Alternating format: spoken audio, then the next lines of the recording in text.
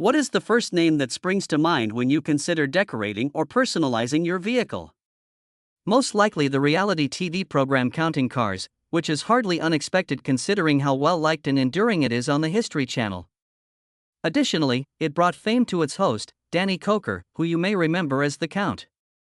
Koker became a famous figure in the industry by using his years of experience and innovative ideas to take automotive modification to a whole new level. However, a lot of speculations concerning the numerous disasters that had befallen Koker began to circulate within the car business after the event concluded in 2021. Let's examine whether the shocking new information regarding Danny Koker is accurate.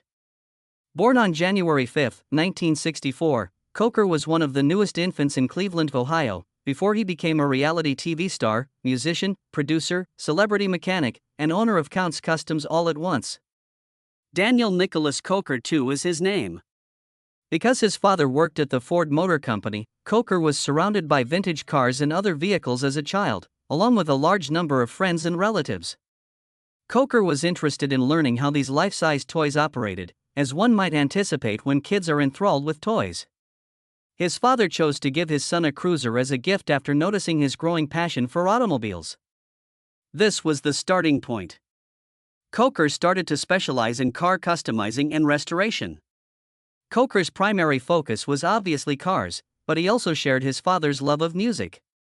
As the baritone vocalist and keyboardist for the Cathedral Quartet, a well-known Southern gospel group, his father experimented with music. He even played with other bands, such as the Foggy River Boys, Mahalia Jackson, C.L. Franklin, and the Oak Ridge Boys.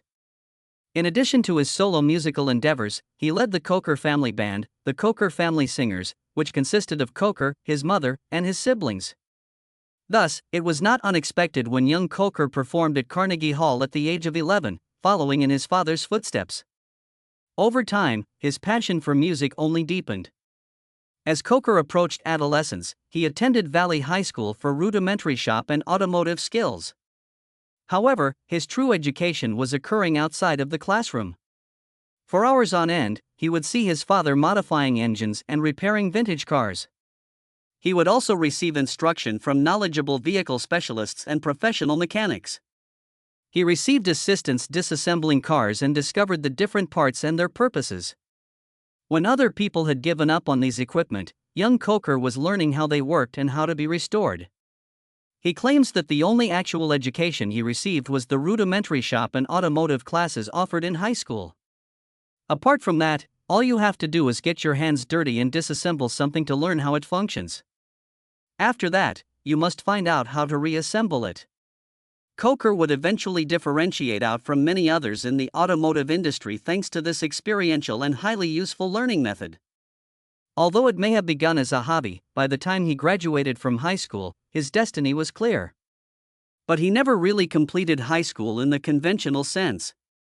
He attended the University of Nevada after graduating from high school. As Koker grew older, his father made the decision to sell the car company and purchase Channel 33, a television station in Las Vegas. At the time, the station's main programming consisted of dramas, comedy, older films, and Christian religious shows. Under the Kokers, the station functioned as an independent one with a primary concentration on local programming. It even aired films like Saturday Fright at the Movies, a terrifying B-movie. Since Koker played a significant part in the film as Count Cool Rider, it was this film that catapulted him into the spotlight. The Koker family sold Channel 33 into Montecito Broadcasting Corporation on December 18, 1997, and the deal was completed on February 3, 1998. But a few years prior, Koker had abandoned his acting profession to concentrate on customizing and restoring motorcycles and cars. His first vehicle, a 1979 Camaro Z28, was the driving force behind his decision to go this route. After disassembling the vehicle, Koker transformed it from front to back into a street-style Can-Am race car. This project's success was more than enough to encourage Koker to pursue a full-time job. He started Count's Tattoo Parlor, a business that brought together his two biggest interests, tattoos and cars. The company quickly gained popularity among motor enthusiasts and tattoo fans. When Koker opened his shop, Count's Customs, his ambition of having a company that specialized only in automotive modification and restoration quickly became a reality. Koker began refurbishing abandoned automobiles at this bespoke shop here in Nevada. In the early 2000s, this new institution rapidly became well known in the industry, much like his earlier company. Count's Customs emerged as the go-to destination for quality. You'd be surprised at the quality of the folks who visited the store. Among them was Pawn Stars Rick Harrison, who often hired Koker to appraise old muscle cars. This gave Koker the opportunity to show millions of people his genius and in-depth knowledge on television. His standing in the automotive industry was further cemented by this affiliation with Harrison. It did more than that, though. When Harrison's show Pawn Star debuted on the History Channel, it was a huge hit. Because of Koker's exceptional skills with cars and his amazing ability to transform rust buckets into stunning pieces of art, along with the fact that he already had his Count's Customs firmly established, it was doing so well that they were even thinking about spin-offs. For the producers, it was obvious. They had a spin-off called Koker. Thus, Counting Cars came into being. The third Pawn Stars offshoot, the show was shot in Las Vegas and featured the daily operations at Koker's Count's Customs. The world has heard about Koker's desire, his father's guidance, his own struggles over the years, and the amazing profession he has worked so hard to establish. All of that has brought us to this point. August 13, 2012, saw the debut of Counting Cars. Harrison brought in the 1968 Bullitt Mustang in the opening episode. Harrison insisted on having this vintage Mustang fastback, which was terrible when it first appeared on the show, converted into a Bullitt tribute on a small budget. The car was expertly altered by Koker and his colleagues, producing a piece of art that undoubtedly delighted spectators. Fans demanded more once the 13-episode first season concluded. As a result, the second season began with twice as many episodes as the first. People obviously adored it. They accomplished so much that a third season of the show was added. Koker and his group took on the challenge of counting the cars in the warehouse at one point during a thrilling episode of the show. They came to the conclusion that there were 1,500 cars in the warehouse at the time after sorting through a range of vehicles, including modern sports cars, motorcycles, and antique muscle cars. This accomplishment helped to promote the Counting Cars show by being shared on social media and highlighted in news stories. In the realm of car customization and restoration, the show had made Koker a household name. His appointment as producer within a few years of the show's premiere was therefore not shocking. Before Counting Cars, he was already well known in the Las Vegas community. Now across the nation. He was the bearded man with tattoos and an automobile blow-up bandana. He was the go-to person for inquiries regarding customizing vehicles and motorcycles since he was the foremost expert on custom autos. Hollywood celebrities like Alice Cooper, Tommy Lee, Dee Snider, George Lynch, and Judas Priest were among them. To just a few, these well-known companies demanded the best, and Koker was even involved when Ozzy Osbourne requested a unique helicopter that was extremely challenging to construct. He arrived in Koker.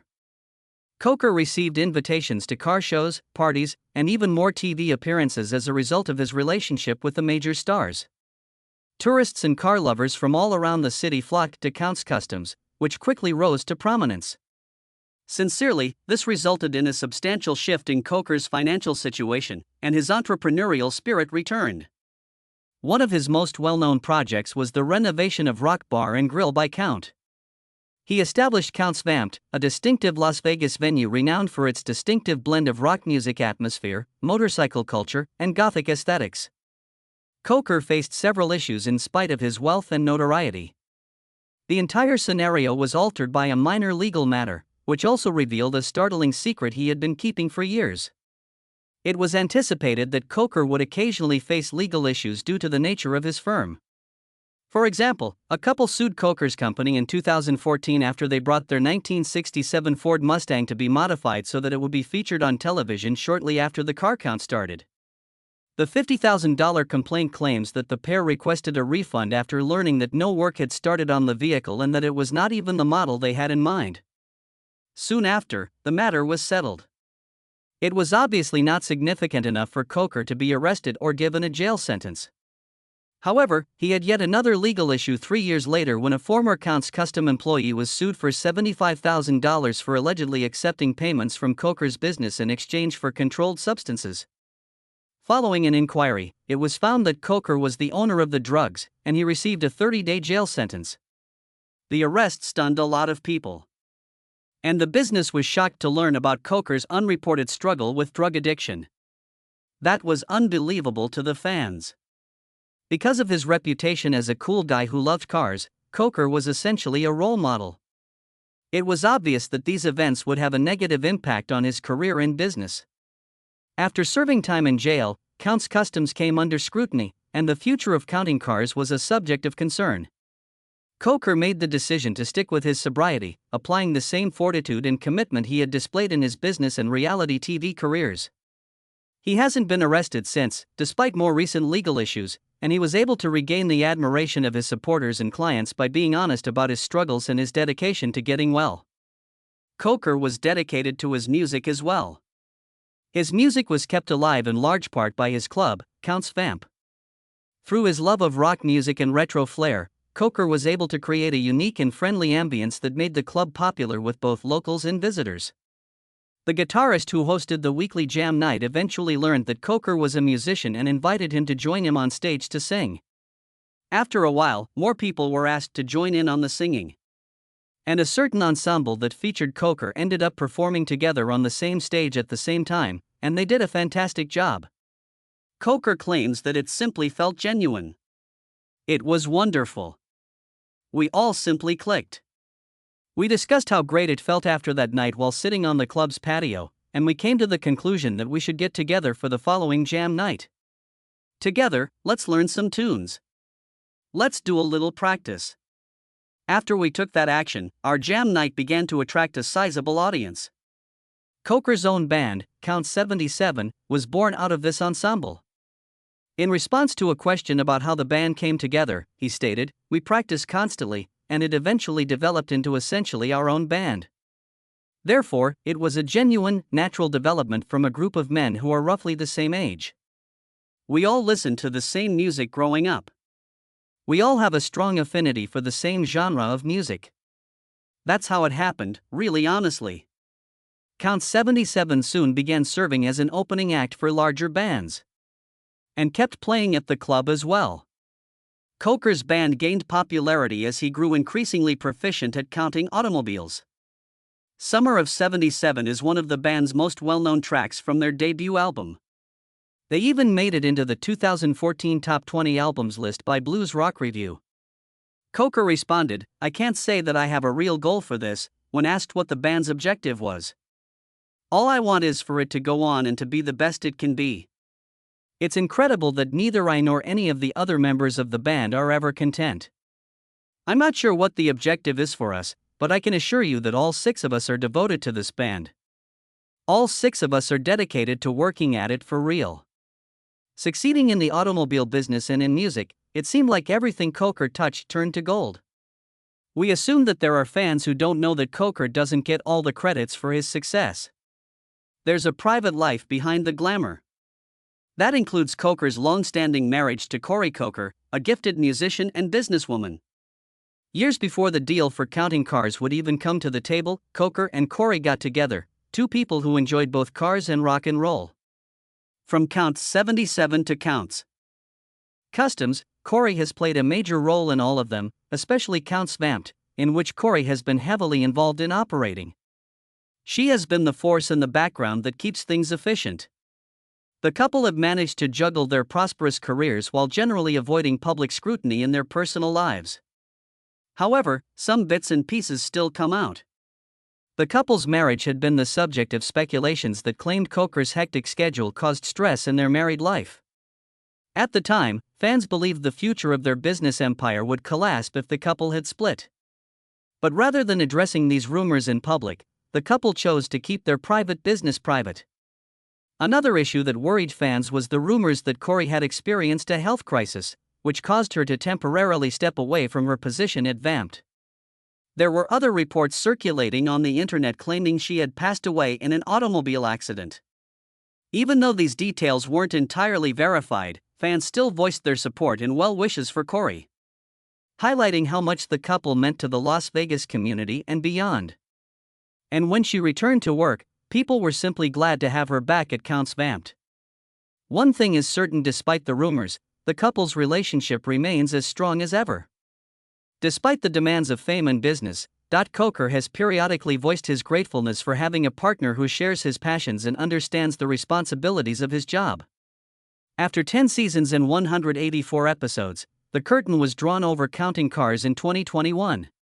Despite this being the end of the show, it was still applauded for being one of the History Channel's most successful shows. In fact, fans kept hoping for news of a season renewal, but none was forthcoming. Since Koker still owns Counts Customs, he decided to keep a door open for as many fans who wanted to get a feel of the show. According to the official Counts Customs website, free tours of the shop are available on a daily basis, showcasing some of the most memorable builds from the show's history. In fact, they built a museum there too, so that fans could get full satisfaction. Truth be told, Counting Cars did change the face of reality television, especially in the automotive restaurant category. This effect can be seen in the newly established standards for reality TV programming. For example, the way Counting Cars blended the technical aspects of car restoration with the individual tales of the team members was something that had not been done that well before. It's no wonder it lasted so long. With the show done over 3 years ago, Koker has shown no signs of slowing down. He is still the celebrity mechanic who was an actual recording artist with not one but 2 full-length albums. However, there have been occasional rumors about his health that circulate on social media. There is no clear indication that he is currently dealing with any illness or health issues. He is reportedly believed to be in good health. To prevent his fans from being scammed and lied to, he tweeted on X, "I am personally on Twitter only. While my companies are on all the platforms, I am personally only on Twitter. There are fake DK accounts on FB and other platforms. Not me. Don't fall for it. Report it." Presently, Koker is reported to be worth about $14 million and with over 100 personal automobiles, which includes about 70 motorcycles and almost 55 cars, some of which he inherited from his father who had passed away in 2008. Koker's may not be on TV as he used to be at some point, but his legacy effectively connected a niche industry to its fans. His show made a complex thing more relatable and engaging for the audience. This has given other reality programs the opportunity to explore lesser-known niches and communities. Koker's narrative is one of resilience. From his childhood passion for cars, which was well announced through a widely successful Counting Cars, to the unexpected jail time, Koker's journey inspires many to remain determined and keep their foot on the gas of their dreams until they arrive at their desired location in time.